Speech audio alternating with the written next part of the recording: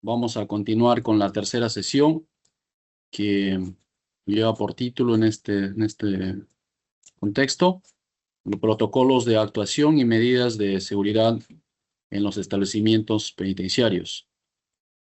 Tenemos como sesión 3 procedimientos antes emergencias, conducción y uso de la fuerza.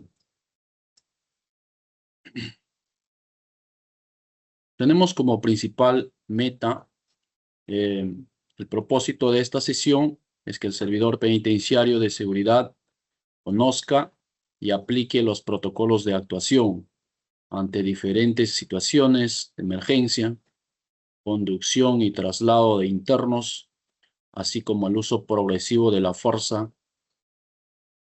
con la finalidad de garantizar la seguridad integral de las personas, instalaciones y comunicaciones, restableciendo el principio de la autoridad en el orden interno de los establecimientos penitenciarios, cuando con estricto respeto a los derechos humanos y al marco normativo vigente. Dentro de los objetivos principales que hemos trazado en esta sesión, tenemos algunos puntos que se puede resaltar. Primero, identificar los tipos de situaciones del servicio. Como segundo, aplicar el protocolo de actuación ante motines. Tercero, ejecutar el procedimiento ante fuga de internos. Vamos al siguiente punto, conducir y trasladar internos con seguridad. Actuar ante toma de rehenes y emergencias naturales. Y como último punto tenemos conocer los límites del empleo de la fuerza y las armas. Dentro de ellos tenemos un marco legal que tenemos que tener mucha consideración al momento que vamos a realizar tal o cual procedimiento de acuerdo a la necesidad o a la situación que se presente en los diferentes establecimientos. Tenemos como primer marco legal el reglamento del Código de Ejecución Penal, el Decreto Supremo número 015/2003, JUS. Así también tenemos el Reglamento General de Seguridad del INPE, que nos estipula en el capítulo 2, situaciones de servicio, está del artículo 42 al 47. También tenemos, asimismo, el capítulo 9, la conducción y traslado, que está estipulado en los artículos 119 y 138. Luego tenemos el capítulo 11, procedimientos en casos de emergencia. Continuando, tenemos también el decreto legislativo número 1325, lo que nos indica traslado excepcional de internos.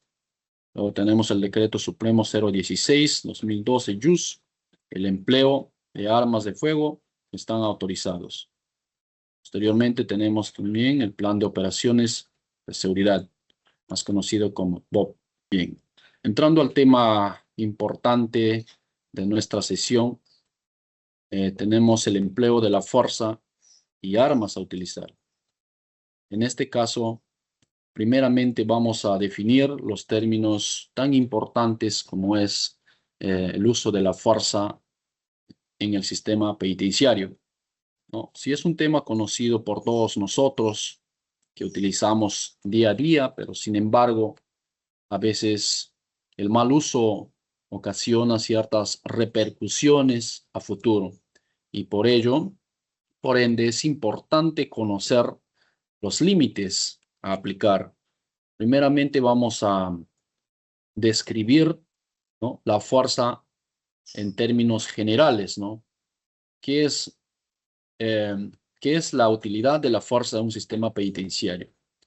Bien, vamos a describir en este sentido como es un medio que a través del cual el personal de seguridad penitenciaria logra mantener el control de una situación, ¿no?, que atente contra la seguridad, el principio de autoridad, la integridad de las personas que se encuentran dentro de ese establecimiento penitenciario y así como también la conducción y el traslado de los internos, ¿no? Para este fin.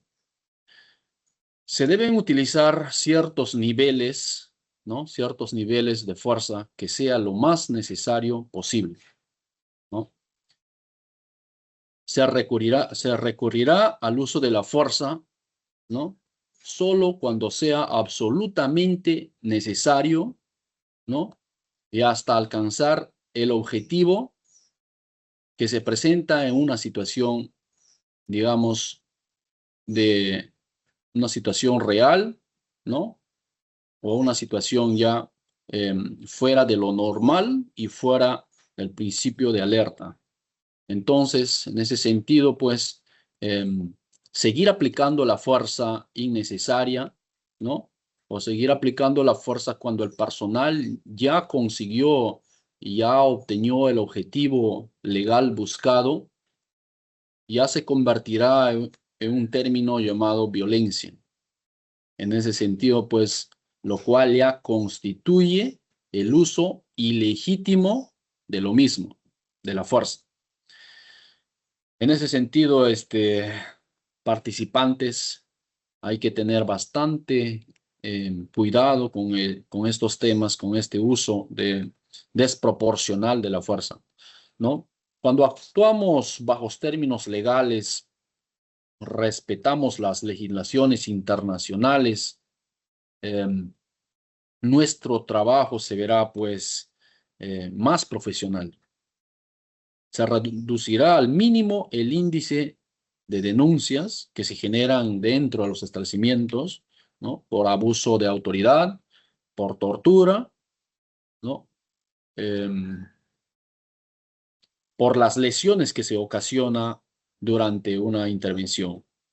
En ese sentido, a manera, pues, de recordatorio, vamos a hacerles mención también, tenemos un protocolo muy importante, un manual muy importante que debemos de tener en práctica todos los días, el Manual de Derechos Humanos aplicado a la función penitenciaria, donde pues nos da a conocer, ¿no? A todos nosotros cuán importantes son los derechos humanos, ¿no? Los derechos humanos nacen de nuestra propia dignidad, nuestra propia naturaleza, ¿no? Entonces no podemos renunciar a ellos, ¿no? No es un término que podamos pasarlos a otras personas, ¿no? No podemos negociarlos, no podemos venderlos, ¿no? No podemos perder con el transcurrir del tiempo, son perennes, ¿no? Que se mantienen. Entonces, todos estos temas es muy importante. La enseñanza y la educación en los derechos humanos son muy importantes y su cumplimiento, ¿no? Y su cumplimiento por lo que primero debemos de tener en consideración es conocerlos, ¿no? En materia de derechos humanos hay muchos términos que se deben considerar nosotros como servidores penitenciarios, ¿no? También tenemos en materia de derechos humanos, pues la práctica de la tortura y los tratos crueles, inhumanos o degradantes en cualquiera de las circunstancias que se pueda emplear están completamente prohibidos, ¿no? Por lo tanto, ¿no? Los tratados internacionales, pues así lo emanan, ¿no? Entonces hay que cumplirlos a cabalidad, pues, ¿no? No está justificado bajo ninguna circunstancia, ¿no? Las torturas o el delito que más gravemente atenta a un ser humano, ¿no? Es, pues, este delito, ¿no? El delito de tortura. Y mucho peor a internos, pues, digamos, vulnerables, ¿no? Que se encuentra dentro de algún recinto penitenciario. Siempre nos hacemos también una pregunta, ¿no? Podemos preguntarnos, ¿y quiénes pueden cometer el delito de tortura? No, el delito de tortura, pues, como el reglamento general, el delito de tortura solo podrá ser cometidos por los funcionarios, en este caso por un servidor público, o puede ser cometido también por un agente, ¿no? Por un servidor penitenciario. que no estamos ajenos de lo que acontece en diferentes establecimientos, ¿no? También hay que saber reconocer de qué forma se cometen estos delitos de tortura. Hay muchas formas que se pueden cometer, ¿no? Y las consecuencias a futuro que pueden ocasionar, ¿no? Las formas o modalidades que existen son dos, ¿no? Uno es infligir a una persona, ¿no? A actos dolorosos, sufrimientos, ¿no? Graves o físicos o mentales, ¿no? En ese entender, pues, el delito de tortura, el delito de lesiones graves y el abuso de autoridad, lamentablemente están penados. En ese sentido, hay que conocer nosotros como servidores públicos, como funcionarios, ¿no? Que estos delitos no se debe tener mucha consideración para el momento de nuestra actuación, sea reducido al mínimo, ¿no? El delito de tortura está tipificado según, ¿no? Según el código, ¿no? Que según el Código Penal, en el artículo 321, ¿no? Que la tortura está penado con años de cárcel, ¿no? De 5 a 10 máximo. Y si se acontece, digamos, una muerte, ¿no? La pena privativa es de 8 a 20 años. Entonces, si la tortura tiene como consecuencia de muerte, entonces la pena privativa de la libertad será para el infractor de 8 a 20 años. ¿Ya? Entonces, las lesiones graves también, ¿por quiénes son cometidas las lesiones graves? Las lesiones graves no requiere ser un funcionario, no requiere ser un servidor público, lo puede cometer cualquier persona. En este caso también puede cometer un interno, ¿no? Entre ellos también puede ser. También está tipificado, también está sancionado, ¿no? Con años de cárcel, ¿no? La pena va de 3 a 10 años. Es es relativamente menor, ¿no? Que la tortura. Y los abusos de autoridad es generalmente eh, puede ser cometido por un funcionario, ¿no? O por un servidor público. También, igual, estos casos también está penado con eh, la pena no mayor a 2 años. Relativamente, pues, todos estos actos están sancionados, están penados. En ese entender, pues, nuestro actuar debe ser de lo más proporcional. Tenemos 3 principios ahí muy importantes en el empleo de la fuerza, ¿no? El empleo de la fuerza y las armas, ¿no? El primer principio que tenemos la proporcionalidad, la necesidad y la legalidad. Estos son los 3 fundamentos necesarios, ¿no? Que se debe tener en consideración para aplicar el uso de la fuerza. Primeramente, si hablamos de proporcionalidad, tiene que ser el uso gradual según la resistencia. ¿Qué quiere decir eso? ¿No? Que existe 2 condiciones importantes en este término. La primera condición, tomar en cuenta los medios, los métodos a seguir. Se utilizará acá cumpliendo el deber de los mismos, amparado en las normas internacionales, ¿no? Tiene que ser, pues, proporcional, ¿no? Y el segundo es, se tiene que buscar, ¿no? El objetivo buscado debe estar dentro de las normas vigentes, ¿no? Y para ello tenemos también nuestro reglamento que nos respalda a todo servidor penitenciario, ¿no? Controlar las situaciones en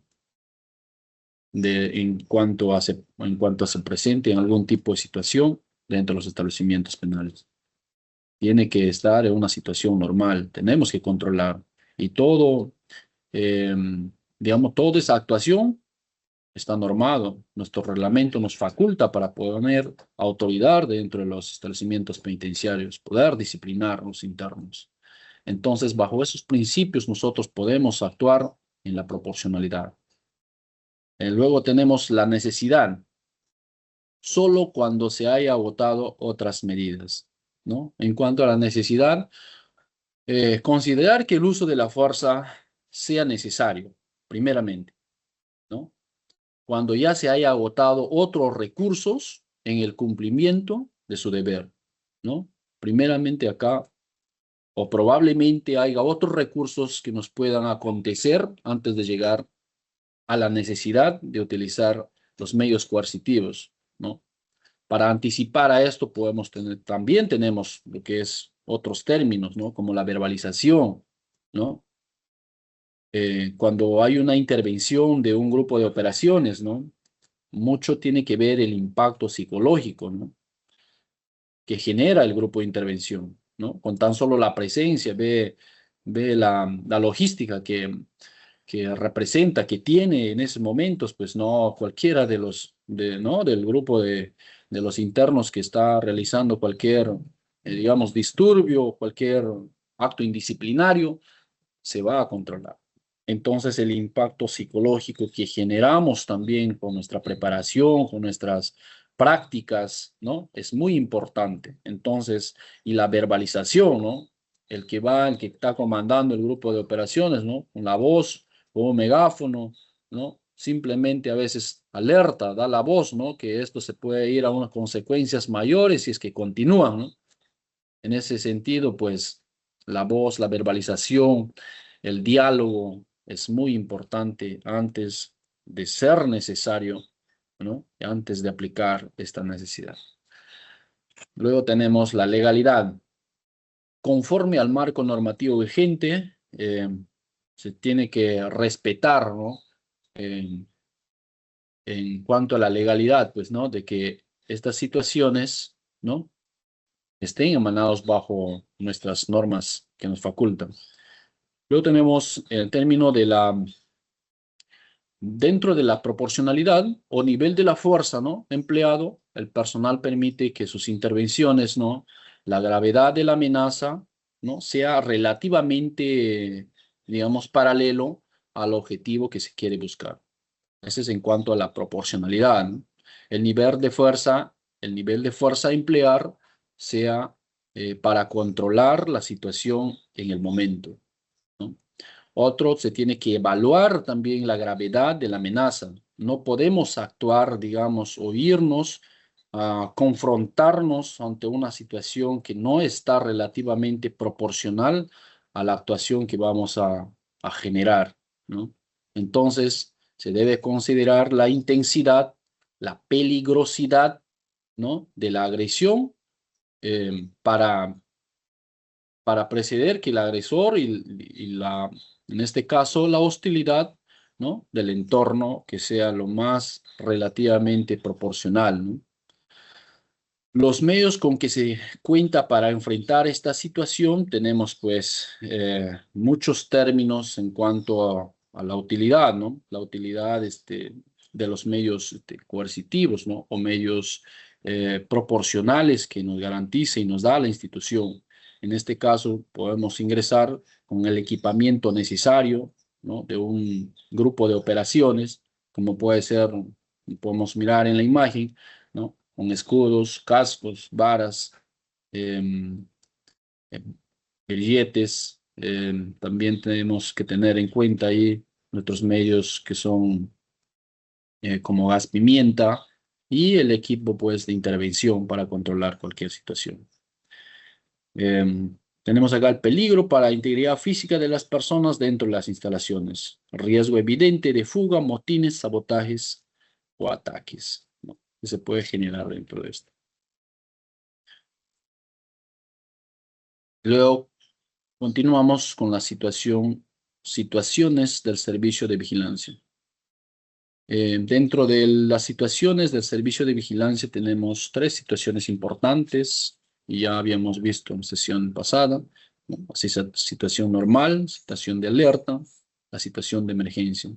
Obviamente que el uso de la fuerza vamos a emplearlo en una situación de emergencia.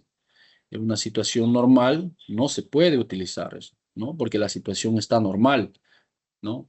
Está normal el funcionamiento, no hay indicios de que se pueda hacer el uso, ¿no?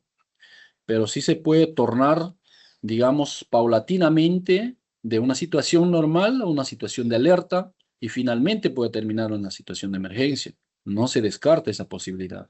Entonces el personal de intervención o el personal que va a realizar, digamos, ciertos operativos o va a realizar cierta eh, inspección en tal cual zona, ¿no? Tiene que estar preparado para esto, ¿no? En una situación normal, las actividades cotidianas se desarrollan con normalidad, se aplican procedimientos estándares dentro del marco del reglamento, ¿no? Luego tenemos la situación de alerta, la alteración del orden dentro o fuera del establecimiento. No compromete la seguridad ni el tratamiento, ¿no? Pero el personal tiene que mantenerse ya en forma, eh, ¿no? Atentos, ¿no? Para ejecutar cualquier plan, ¿no? Y como veíamos el servicio anterior, pues en una situación de alerta, lo primero que vamos a actuar es bajo los principios y bajo los fundamentos, ¿no? De la planificación estratégica que maneja cada establecimiento penitenciario, ¿no? En una situación de emergencia, la alteración ya es grave. Es grave del orden interno o externo. Afecta ya el normal desarrollo de todas las actividades.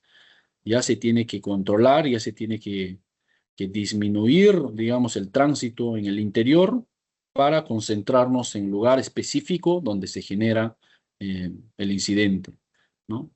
Se juntan procedimientos del plan operativo vigente, POV. Ahí sí ya se ejecutan, digamos, los planes operativos de seguridad que están establecidos, ¿no? Para los establecimientos. Luego tenemos los protocolos. El protocolo ante motines, fases operativas. Cuando acontece un motín, ¿no? Tenemos que tener ciertas fases de intervención, ¿no? La primera fase es la prevención, donde se tiene que identificar la causa, ¿no? Para identificar la causa de esto, primeramente hay que escudriñar, hay que ver de qué forma se origina, cuál es la raíz del fundamento para que lleguen, digamos, a un motín.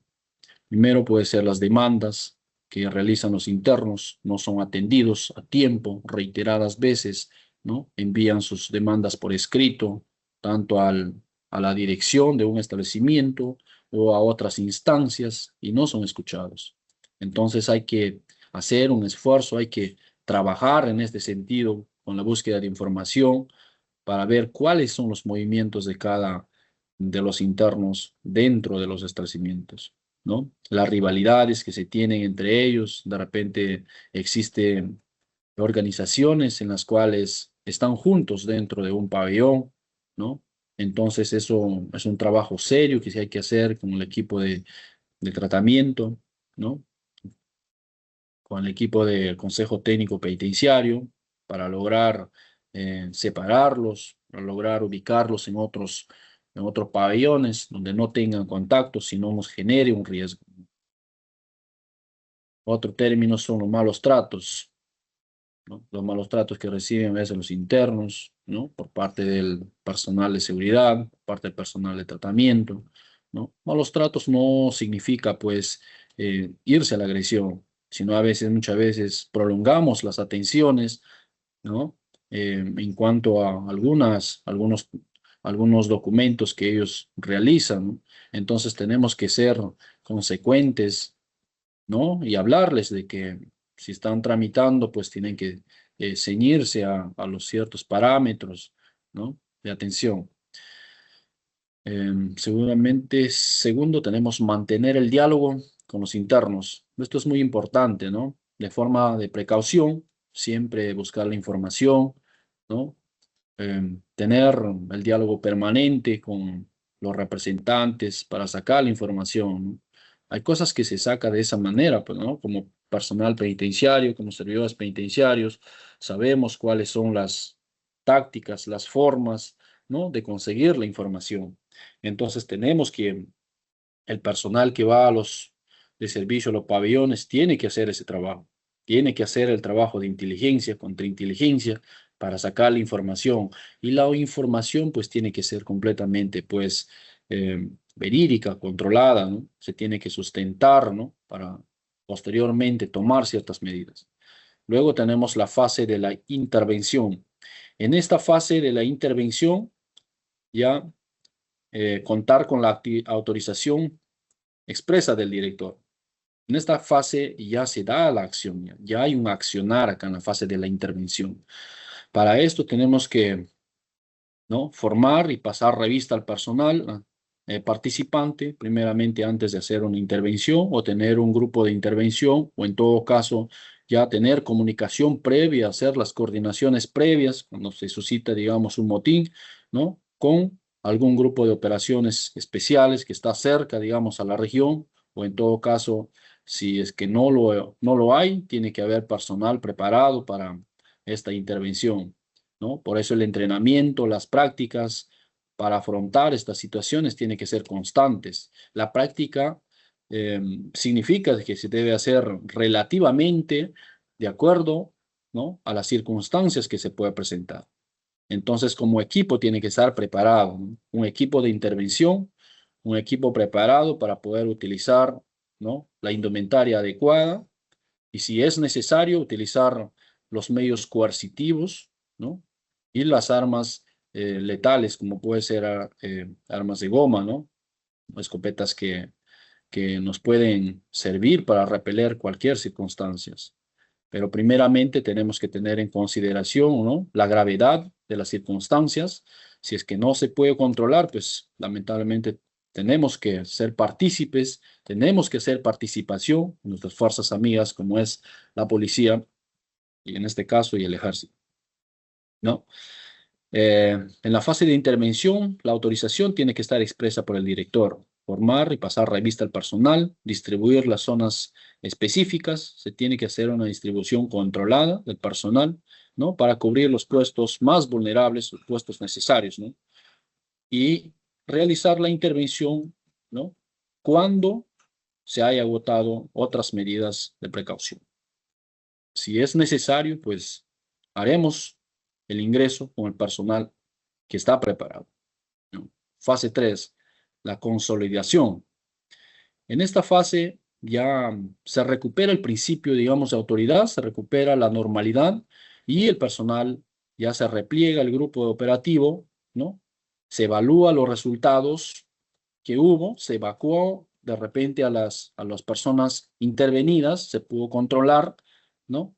Y se procede ya con la formalización de la documentación respectiva, si hay que hacer los informes, si hay que hacer los documentos necesarios, ¿no?, ceñirse a los protocolos para que sea sancionado tal o cual interno, o tomar otras medidas de repente de aislamiento, se tiene que hacer en el momento, ¿no? Y toda esta información se tiene que dar parte a la superioridad para que tengan conocimiento y quede como precedente de que se está generando, digamos, un motín. Luego tenemos las causas de un motín. Dentro de las causas de un motín, ya vimos anteriormente, ¿no?, emanan siempre de algunas necesidades, de algunos reclamos de los internos, ¿no? En este caso, demandas derogatorias de las leyes, ¿no?, que muchas leyes a veces cambian por el estilo, ¿no?, de que el tiempo o las circunstancias así lo permiten. Entonces, existe ciertas eh, incomunidades por parte de los internos, ciertos malestares, ¿no? Y entonces ellos realizan sus demandas, ¿no? La demanda de beneficios penitenciarios muchas veces, ¿no? Estos beneficios también son cambiados con el tiempo, ¿no? Y que hay delitos que no tienen beneficios, ¿no? Y asimismo los que tienen a veces se cortan los beneficios, ¿no?, con el transcurrir de los tiempos. Y esto también pues crea para ellos una incomunidad, un malestar, ¿no?, que a veces eh, realizan sus reclamos, pero no son escuchados a tiempo, ¿no? Pero nosotros como personal penitenciario, como trabajadores, tenemos que afrontar estas situaciones, tenemos que, ¿no?, confrontar en los momentos adecuados y mucho depende también de la información que tengamos que brindar a ellos, ¿no? Para eso tenemos que hacer un trabajo conjunto con la parte legal, ¿no? Tiene que trabajar la parte legal en este aspecto, tener charlas constantes con los internos para dar a conocer los cambios que existen durante las modificaciones de nuestras leyes, ¿no? Luego tenemos las rivalidades entre los grupos de diferentes pabellones. Esto siempre ha acontecido en los penales mayormente de la costa, ¿no? Incluso en régimen cerrado especial en Chayapalca. El personal de tratamiento, el personal del Consejo Técnico Penitenciario tiene que estar altamente, digamos, eh, capacitado, tiene que estar pues actualizado, ¿no? De toda la información de los internos para ver su situación jurídica, si pertenecen a algunas agrupaciones, algunas bandas criminales, ¿no? Y poder separar en el momento, ¿no? No tenerlos juntos a veces. Eso es lo que nos genera a veces las dificultades, ¿no? Más que se genere a veces un motín, ¿no? Un reclamo fuera de lo natural.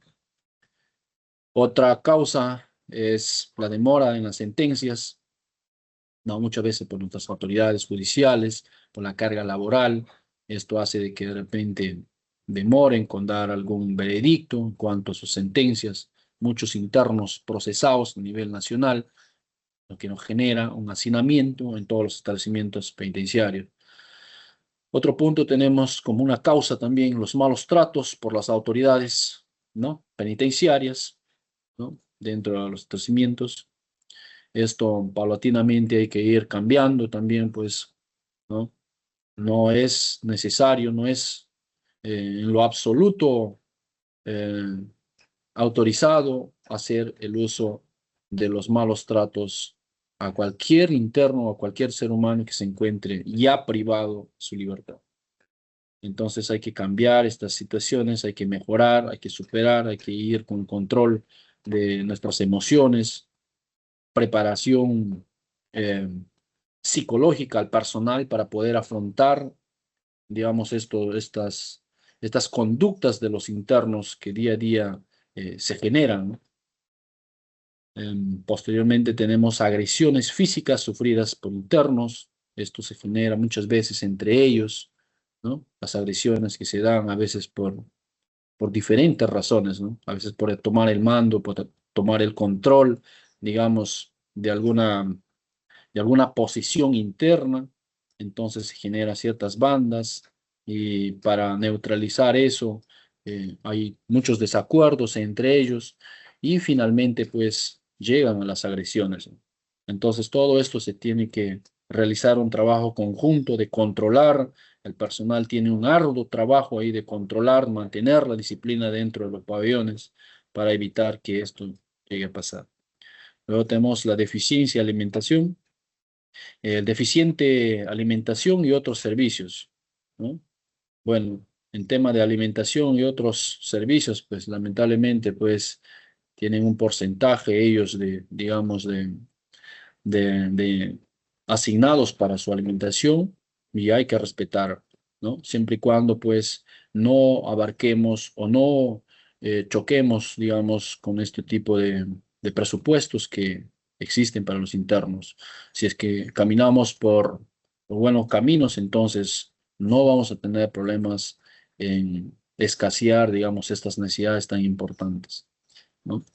Luego tenemos los factores físicos, morales, espirituales que afectan a los internos. Entonces, todos ellos son causales para que se generen los motines dentro de los establecimientos penitenciarios. Luego tenemos protocolos ante fugas de internos. Los protocolos a seguir acá eh, son muy importantes, muy eh, casuales, digamos, para poder, digamos, realizar nuestra, nuestro deslinde de responsabilidad, si así lo podemos llamar, ¿no? Dentro de los protocolos, durante una fuga de un interno, tenemos primeramente, vamos a hablar las medidas preventivas, ¿no? Porque es importante anteceder ante hechos que ya se generan, ¿no? Entonces, dentro de ello tenemos con medidas preventivas, tenemos analizar periódicamente los puntos débiles del plan de seguridad, ¿no? Si es que recibimos información por parte del servidor penitenciario que va de repente a algún puesto de servicio y observa alguna dificultad, es importante tomar en conocimiento, ¿no? Como jefe de seguridad o como director de un establecimiento, hay que considerar esos puntos vulnerables, hay que tener en consideración. Si es que se tiene que corregir, si se tiene que, ¿no?, reforzar, hay que hacerlo, hay que hacerlo. No dejemos a veces pasar por alto, porque eso nos va a generar, ¿no?, las consecuencias de una fuga. Al tener, digamos, unos espacios abiertos, unas puertas débiles, ¿no? Al tener techos con espacios muy abiertos, al tener muros perimétricos de bajo tamaño, igualmente nos va a generar pues un riesgo. Entonces, ¿qué tenemos que tomar? Tomar medidas oportunas, tomar medidas en el momento, corregir ese tipo de situaciones, ¿no? Luego tenemos verificar el estado del sistema eléctrico y alumbrado igualmente, ¿no? Hay puntos, ¿no?, donde no existe la iluminación, ¿no? Y es muy importante que en el establecimiento penitenciario la iluminación juega un papel muy importante. Lamentablemente, como trabajamos con seres humanos, ¿no?, los seres humanos se ingenian, muchas veces piensan de cómo vulnerar la seguridad. Y en ese sentido, pues, tiene que estar bien iluminado, ¿no? Por lo menos los espacios donde no existe mucha iluminación. Se tiene que reforzar, se tiene que cambiar, se tiene que eh, solicitar, ¿no? Se tiene que instalar donde no lo hay, ¿no? Se tiene que reforzar. Realizar revisiones y registros permanentes. Esta es una responsabilidad eminente por parte del personal de seguridad, ¿no? La gran responsabilidad que tienen los jefes de seguridad de los establecimientos penitenciarios, ¿no? De controlar al personal, ¿no? En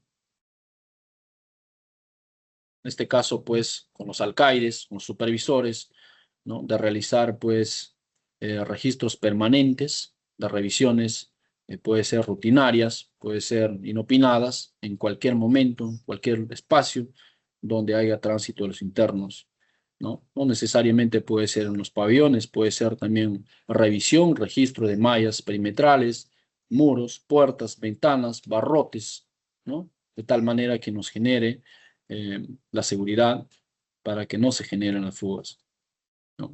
Luego tenemos identificar fehacientemente a los abogados, visitas, ¿no? La vulneración a veces por parte de la visita, ¿no? La visita, como pudimos ver anteriormente en sesión pasada, tuve que enseñarles digamos, datos estadísticos en las cuales pues son muy altos el índice, ¿no?, de infracción que comete la visita, ¿no? Entonces es un punto vulnerable porque la visita ingresa, lleva información, ¿no? Y se da cuenta a veces muchas veces si es que tenemos personal o no tenemos personal, cómo estamos, si estamos entretenidos en los días de visita, revisando, ¿no? Es un factor, digamos, un factor de comunicación hacia los internos para que ellos puedan tener ya eh, un indicio, digamos, de nuestra debilidad. Luego tenemos comprobar la autenticidad de orden de libertad. En este punto importante también es fundamental darnos cuenta, ¿no?, los documentos que emanan la superioridad de los juzgados, de los jueces, ¿no?, quien da las órdenes para la libertad de los internos. Entonces, los que reciben este tipo de documentación por parte del registro, ¿no?, por parte de la jefatura de seguridad, por parte del director, por parte de los alcaides, supervisores, y por ende el último filtro, pues los puestos de control, ¿no?, como el personal encargado del puesto donde va a salir el interno. Hay que verificar que estos documentos estén correctamente, ¿no?, identificados, señalados, conforme me manda las referencias, ¿no?, para no caer, pues, en cualquier tipo de falta. Procedimientos ante indicios de fuga. Lo primero que hay que hacer es informar al jefe inmediato, ¿no? Cuando se generó una fuga, salió del establecimiento, cual fuera la modalidad, ¿no? Que salió, escaló, ¿no? Se, se trepó cualquier tipo de, digamos, de muro, salió, entonces ya egresó, ya se fue, ¿no? Lo primero que hay que hacer es, ¿no? Respetar el conducto regular para dar la información oportuna, ¿no? Informar al jefe inmediato, dar la señal de alarma, reforzar los puestos fijos de seguridad perimetral y realizar el recuento de la población penal. Lo más inmediato tiene que hacerse estos 4 procedimientos con el fin y el objetivo de identificar qué interno es el que cometió, digamos, esta fuga. Ahí podremos identificar si fue 1, fue 2, fue 3 y de qué pabellón, ¿no? De qué ambiente y los datos exactos de los internos o del interno que se fue. Entonces, con esa información ya podemos nosotros o el quien haga las veces en la dirección o la jefatura de seguridad avisar oportunamente a la Policía Nacional en este caso y también notificar al Ministerio Público para que eh, quede constatado, ¿no? En el sistema para que realicen su recaptura inmediata. Cuando hay una fuga confirmada, ¿no? Ya se confirmó la fuga, lo importante y lo más rápido que hay que hacer es un reporte a las autoridades, ¿no? La comunicación tiene que ser simultánea, inmediata, ¿no? El Ministerio Público, la Policía Nacional, ¿no? Se tiene que elaborar la nota informativa detallado con todos los datos del interno, ¿no? Ahí se tiene que detallar, ¿no? Eh, la forma, cómo se realizó, dónde, cuándo, cómo, ¿no? Las horas son muy importantes, ¿no? Y todo el marco del hecho en sí, cómo se realizó. Si hay cámaras, se verificará por las cámaras con horas exactas a tiempo real, ¿no? Para determinar, pues, en qué momento y posteriormente identificar, ¿no? Dónde fue el puesto que fue o dónde fueron los puestos que fueron vulnerables. Entonces, bajo esas circunstancias, ya se tendrá con exactitud si hubo negligencia o si de repente fue casos muy, ¿no? Inusuales que puede haber acontecido, ¿no? Esto ya bajo la responsabilidad funcional de cada servidor o del grupo de servicio que se encontró en ese día, ¿no? Luego las descripciones del hecho. Tiene que ir la fecha, la hora aproximada, posible lugar, modalidad de la fuga, servidores responsables, del momento que salió, de dónde partió, si salió del pabellón, si salió de las áreas, ¿no? De salud, salió de repente de las áreas de meditación, prevención, salió de otras áreas, de repente programas que existen, salió de las áreas educativas, salió del área de trabajo, etcétera. Entonces, y ahí se detallará en la nota informativa y en los documentos que nos serán necesarios para nuestra defensa posterior. Informe adicional. Tendrá que hacer un croquis del acceso y las posibles rutas, ¿no? Y las líneas de comunicación con la policía para su pronta recaptura. Pero ¿qué acontece si no existe, digamos, esta comunicación con la Policía Nacional y el Ministerio Público, ¿no? En su debido tiempo, ¿no? A veces, muchas veces ellos se enteran, ¿no? Cuando ya la situación ya salió de descontrol, cuando ya un interno se encuentra en la parte posterior, pero los documentos nunca se cursaron, ¿no? Les voy a contar un claro ejemplo, ¿no? En un penal X hubo un interno que se escapó, trepó, aprovechó los beneficios que tiene como cocinero, finalmente trepó a la parte de la cocina y finalmente llegando, digamos, a salir del penal por un muro que se encontraba, ¿no? Próximo a la cocina, ¿no? Con una soguilla, hizo el descenso y se fue. Las negligencias a veces de las autoridades de nuestro establecimiento, no informar oportunamente, digamos, a la policía, al Ministerio Público, ¿no? Al juzgado, entonces ellos también no van a tomar en consideración o no van a registrar en el sistema cuando van a hacer una recaptura, eh, tiene que ser de inmediato nuevamente vuelto al establecimiento. En el acto se recaptura el interno, tiene que volver al establecimiento a su internamiento, porque ese es el procedimiento, ¿no? Pero ¿qué pasó con esto? No se brindó toda esta información, digamos, a las entidades responsables, ¿no? Después de un tiempo, lo volvieron a recapturar en un lugar X, pero verificaron en el sistema y no aparecía que este interno había sido, ¿no? Se había fugado del penal. Por eso es que ellos, por información de otras personas, lo identificaron que se había escapado del establecimiento, pero como no tenían que estaba pintando en el sistema, le llevaron le llevaron a la carceleta de la policía y finalmente de ahí logró reducir al personal que se encontraba ahí y se logró escapar, ¿no? ¿Qué aconteció posterior? Pues las responsabilidades para el jefe de, digamos, de la unidad de la policía, el personal responsable de ahí, de la custodia de la carceleta y finalmente, pues, todo un caos, ¿no? Cuando debió ser él, una vez recapturado, nuevamente ser internado en el establecimiento, ¿no? Hay a veces cosas que por falta de, digamos, de coordinación, por incumplimiento, por negligencia de la información, ¿no? A veces se tiene que perjudicar a otras personas, ¿no? En ese entender, pues hay que ceñirnos a todos estos procedimientos cuando acontece este tipo de situación. Luego tenemos la conducción y traslado de internos. Dentro de la conducción y traslado de internos, se tiene la seguridad. Durante la conducción y traslado tiene por finalidad de que el interno no se fugue, no ataque al custodio, impedir que se suicide, evitar que atente contra su integridad física y entregarlos en perfectos estados de condición física y mentales, ¿no? Dentro de las razones para que un interno sea trasladado, ¿no?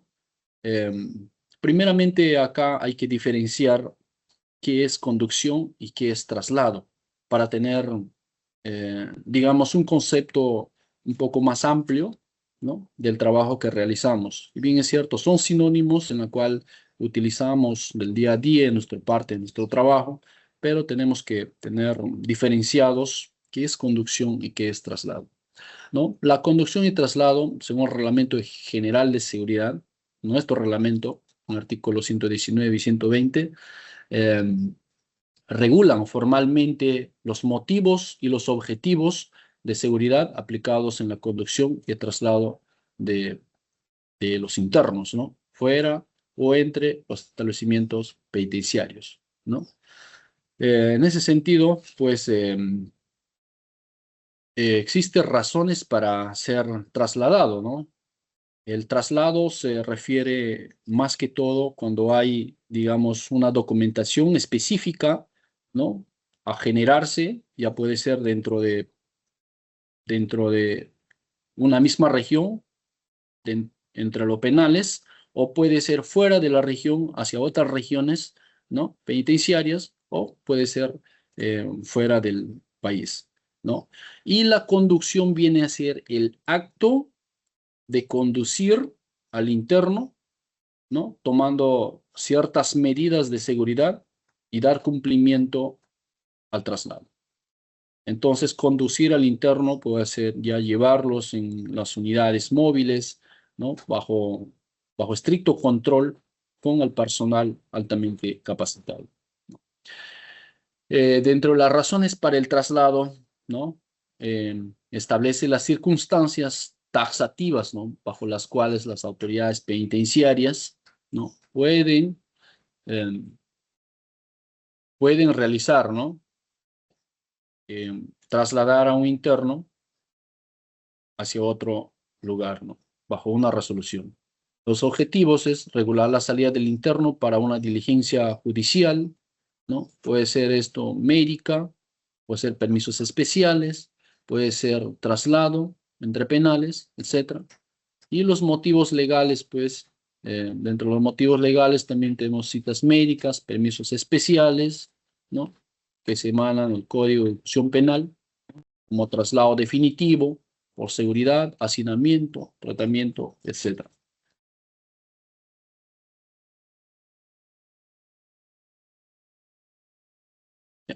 Tenemos acá los procedimientos general de conducción y traslado sorpresivos, ¿no? Cuando existe este tipo de acciones, normalmente pues va a haber un traslado, ¿no?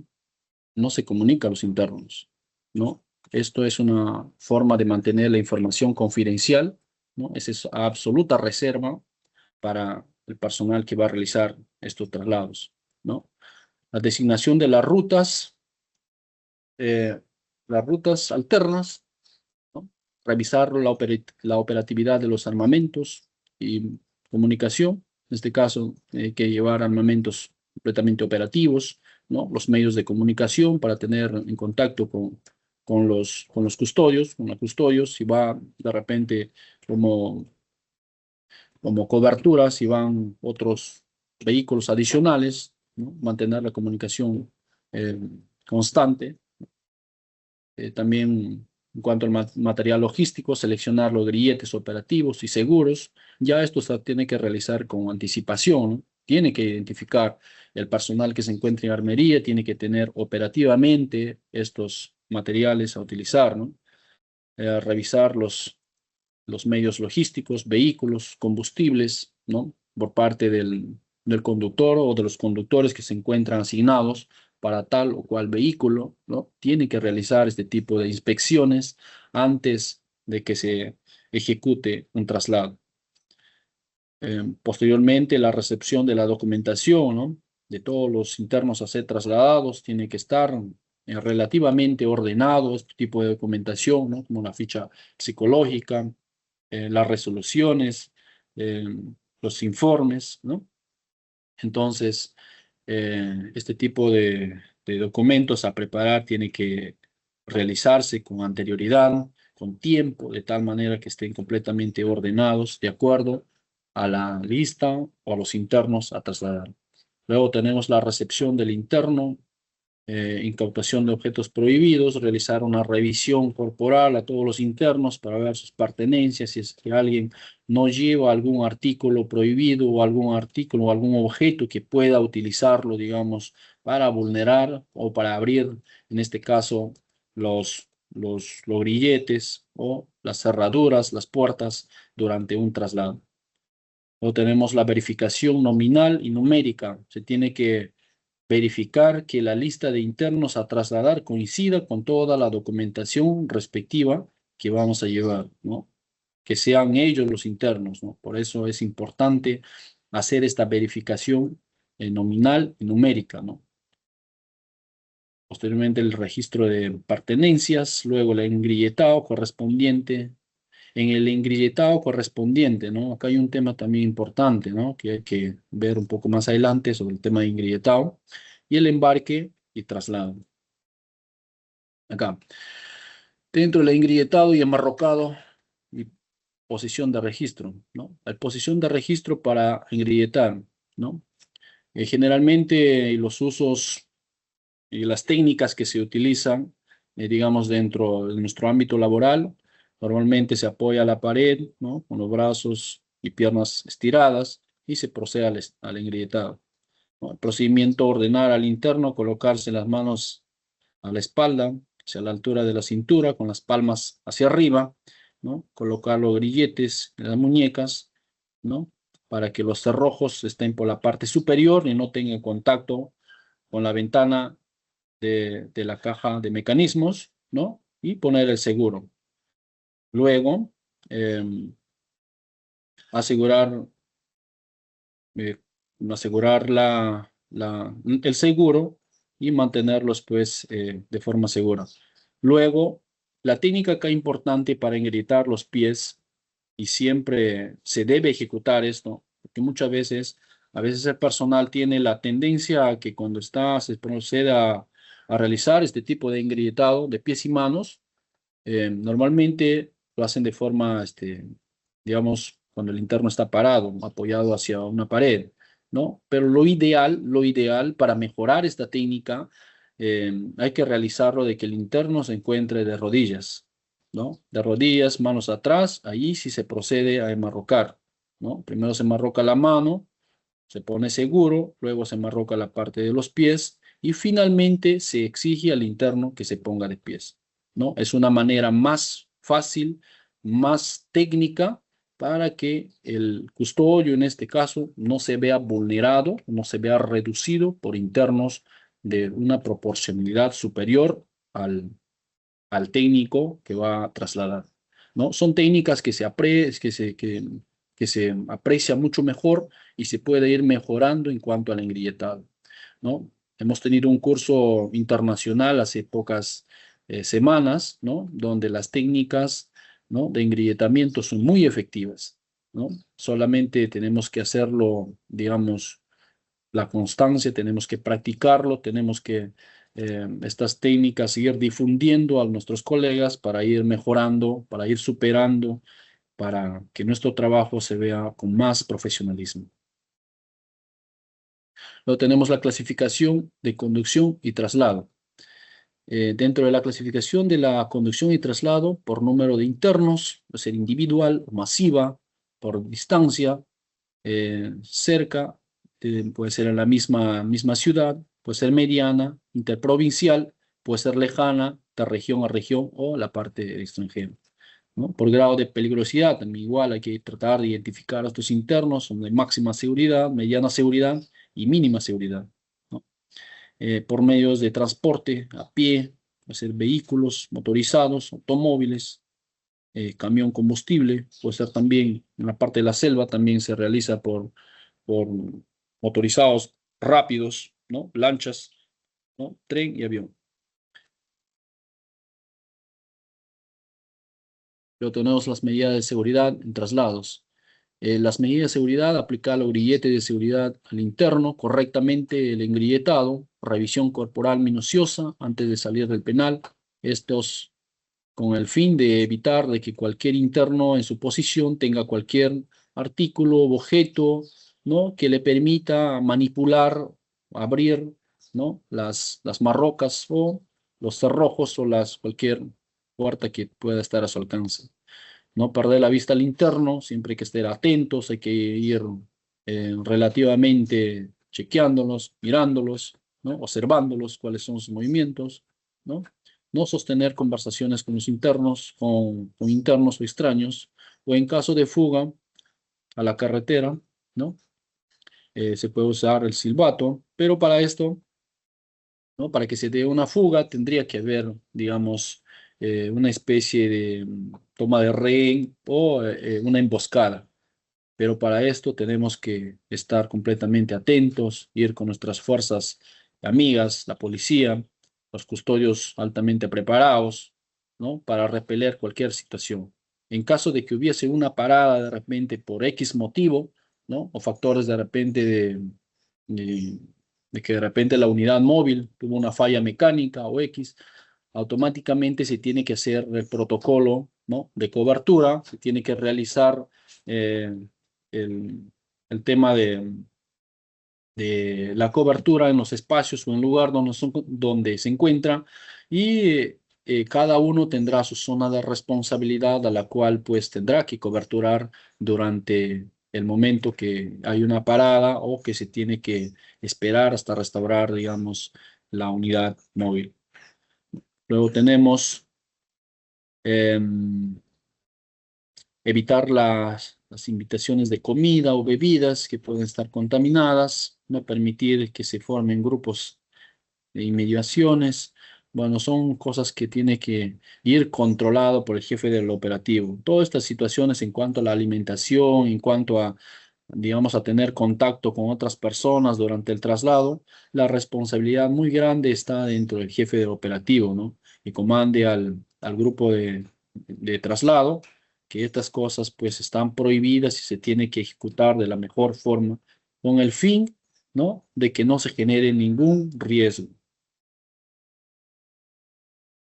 Eh, Protocolos ante toma de rehén.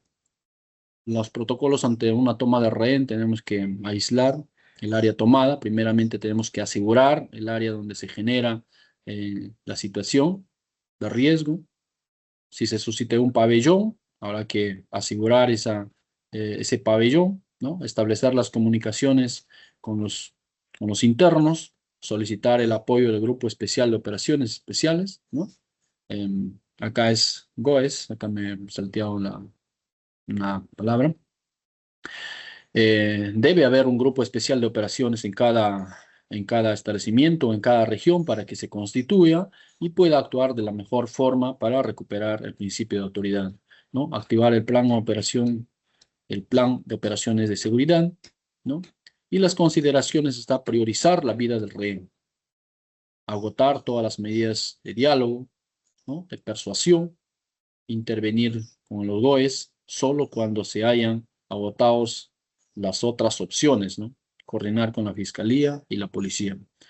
Esto es muy importante acá, realizar las coordinaciones, porque a veces y muchas veces los internos no son fáciles a veces de mediar con nosotros, ¿no? Para eso está un medio, digamos, de prensa, un medio como es un medio externo, como es las autoridades en este caso, de la Defensoría del Pueblo, ¿no? La Fiscalía, son ellos los más inmediatos a poder realizar, digamos, este tipo de conversaciones para mediar cuando se genera eh, un tipo de, digamos, de toma de rehén o en circunstancias hostiles. Pero para eso también todo el personal tiene que estar entrenado, capacitado, sobre todo psicológicamente, para saber sobrellevar los tiempos, los momentos difíciles, digamos, cuando se suscita estos incidentes. Entonces tenemos que controlarnos, tenemos que ser cautos, pacientes, ¿no? Y tener, pues, el control de nuestros impulsos, ¿no? Para no generar a veces problemas, para no generar o no alterar más de lo que ya está. Los medios son muy importantes, los medios de comunicación. La comunicación cuando hay este tipo de incidentes tiene que ser lo más prudente posible, lo más cauto posible, ¿no? Lo más reservado posible, porque muchas veces, ¿no? Por historias se ha logrado sacar esta información de que acontecen estos tipos de situaciones en un establecimiento. En otros establecimientos igual se repercute, se vuelve a repetir estos casos cuando ellos se enteran de la noticia, ¿no? Y si ellos ven la noticia, cuál ha sido la causa, digamos, cuál fue la raíz o el fundamento para tomar esas decisiones, vuelven a repetir. Entonces, el papel importante acá de la información que se brinda, los medios a que se brinda esta información, tiene que ser lo más prudente posible para tratar de controlar la situación y no se repercute en otros establecimientos, ¿no? Características: priorizar la vida del rehén, emergencia súbita, ¿no? La acción de internos o personas extrañas. Se tiene que, de inmediato, cuando hay una toma de rehén, un establecimiento, si hay personas ajenas a nuestra institución, lo primero que hay que hacer es evacuar, ¿no? Hay que evacuar a todo el personal, digamos, civil que se encuentra en los establecimientos y asegurar todas las instalaciones, ¿no? Bueno, continuamos. Protocolos ante emergencias naturales. Dentro de los protocolos ante estas emergencias naturales, tenemos tipos de emergencias naturales como sismos, inundaciones, tsunamis, explosiones, incendios, avalanchas.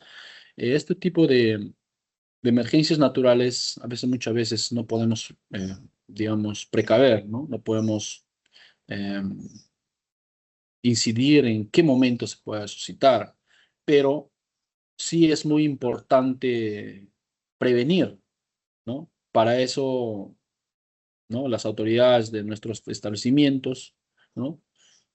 Se tiene que realizar los simulacros constantes, ¿no? En caso de que hay un sismo, ¿no? Cuando ya se realizan los simulacros, los internos por inercia ya saben cómo hacer la conducción, dónde reunirse, dónde digamos, acudir en las zonas que no sean peligrosas, ¿no? Las zonas más abiertas posibles para que ellos puedan utilizar esos espacios en forma ordenada.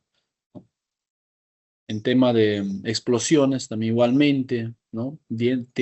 Cada pabellón o cada establecimiento tiene que estar con los equipos contra incendio, con los instrumentos adecuados para poder repeler, digamos, un amago de incendio o un incendio que se pueda provocar durante una jornada normal, ¿no? Una jornada laboral.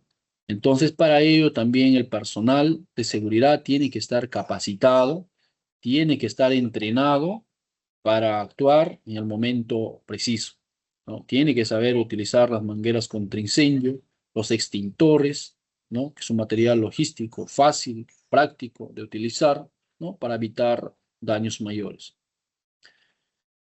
Luego tenemos procedimiento general, dar aviso de inmediato por medios de alarma disponibles, ejecutar el plan de evacuación según corresponda. Si es que hay heridos graves, se tiene que hacer la coordinación con otros establecimientos, con la región, para que ellos puedan constituirse con las unidades móviles o también con las fuerzas amigas, que son la policía, ¿no?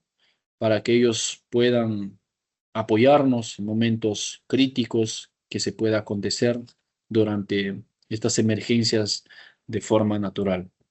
Y por último, pues, formular los informes para determinar, ¿no? El grado de incidencia, el grado de afectación, el grado de repente de destrucción de algunas infraestructuras, ¿no? Si así lo fuese, para poder tener los datos exactos, los datos estadísticos de los daños que ocasionó estas emergencias. Luego tenemos los planes operativos de seguridad, más conocido como POB, establecen acciones específicas para defensa de las instalaciones, la distribución del personal de emergencia, coordinación con la policía y las Fuerzas Armadas, procedimientos de evacuación y contención, ¿no? Fases operativas, tenemos dentro de las fases operativas, tenemos prevención, intervención y consolidación. Las fases operativas de prevención, en esta fase se identifican los riesgos y preparar los recursos para hacer, digamos, para atender oportunamente. En la fase de intervención ya se ejecuta, ¿no? Se ejecuta con estos recursos las acciones para controlar. Y la consolidación, que es evaluar los resultados y reportar a las instancias superiores, ¿no? Operativos Tarrequiza 2025. Como datos estadísticos, nuevamente tenemos acá una información, ¿no? Los resultados entre julio y diciembre en el año 2025 tenemos 100 requisas realizadas, aproximadamente más del 28% versus el 2024, ¿no? Tenemos también 950 celulares incautados, tenemos 1.400 accesorios de celular decomisados, tenemos 4.500 armas punzocortantes retiradas de los establecimientos, ¿no? 450 trasladados por medida de seguridad, más del 25% versus el año anterior, ¿no? Y por último tenemos el apagón eléctrico. Durante esta requisa se realizaron el apagón eléctrico en penales para anular las comunicaciones con el exterior. Ya tenemos conocimiento, ¿no? De las formas de trabajo de los gobiernos que estuvieron en su momento, cuáles fueron las disposiciones complementarias para tomar estos y controlar estos tipos de incidentes que en cuanto a las comunicaciones que emanan dentro de los establecimientos penitenciarios hacia el exterior. Coordinaciones de seguridad, según el plan operativo de seguridad, ¿no? Se necesita, pues es fundamental coordinar con la policía como apoyo para conducción, traslado de internos, en cuanto haya ciertas diligencias, ¿no? Puede ser diligencia judicial, permisos especiales, ¿no? Salidas hacia los centros de atención médicos, acciones de respuesta ante vulneración de seguridad. Igualmente, la coordinación tiene que estar paralela vigilancia exterior de los establecimientos penitenciarios. Esta vigilancia lo pueden realizar ellos, ¿no? Periódicamente, hacer, digamos, como una zona de patrullaje exterior, que es muy importante. Coordinar con las Fuerzas Armadas y gobiernos locales el apoyo y las acciones de respuesta. Situaciones de emergencia dentro y fuera de los penales. Dentro de esto tenemos la discusión del plan de seguridad conjunto. Seguridad exterior de los penales de mujeres a cargo del personal femenino. Luego tenemos el uso de armas, tipos y autorizado. Bueno, nuestra institución cuenta con varios tipos de armamentos, ¿no? Dentro de ellos tenemos armas largas y armas cortas, ¿no? Dentro de las armas largas tenemos la escopeta, ¿no? Tiro por tiro, calibre 12. Tenemos también escopeta de bombeo. Tenemos también carabinas, que tiene calibre con 0.38. Y también tenemos el último armamento adquirido, como es la CZ Scorpio, de calibre 9 x 19 milímetros, ¿no? Y dentro de las armas cortas tenemos la Glock, ¿no? Un armamento muy práctico que es de uso institucional para ejercer, digamos, cualquier tipo de acción. Para eso también se realiza, pues, diferentes cursos gracias a nuestra institución, el Alma Mater. Nuestra escuela está fomentando con el apoyo de algunos personales que se comprometen con la capacitación, ¿no? Del personal penitenciario.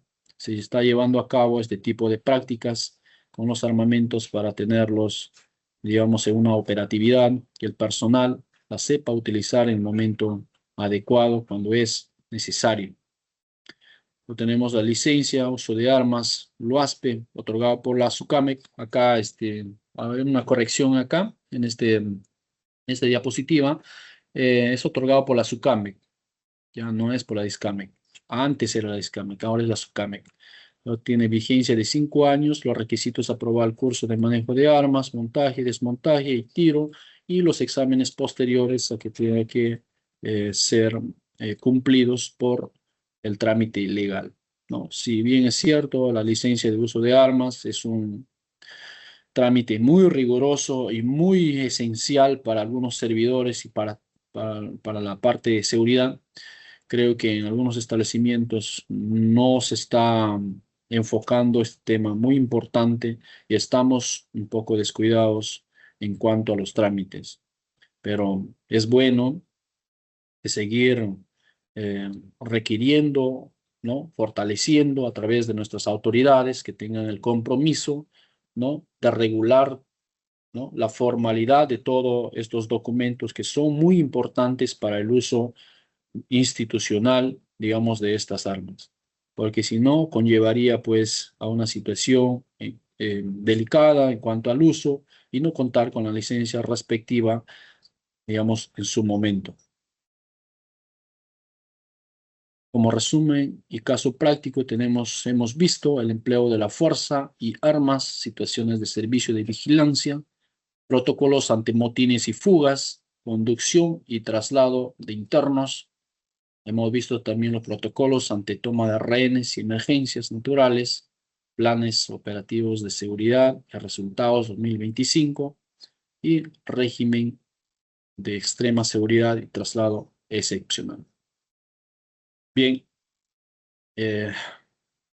Quiero decirles a todos ustedes que pues mi participación ha sido tan exclusivo con ustedes, ¿no? Y quiero darles algunas palabras también al finalizar esto, como, ¿no? Nuestra mente es como un paracaídas, ¿no? Si es que no se abre, pues no tiene sentido de nada. Así que permitamos que nuestras mentes se abran y pongan en práctica todos esos temas, ¿no? Para realizar nuestro trabajo con más profesionalismo y reducir ciertos índices de denuncias dentro de nuestra institución. Imagínense lo que lograremos si aplicamos todo esto.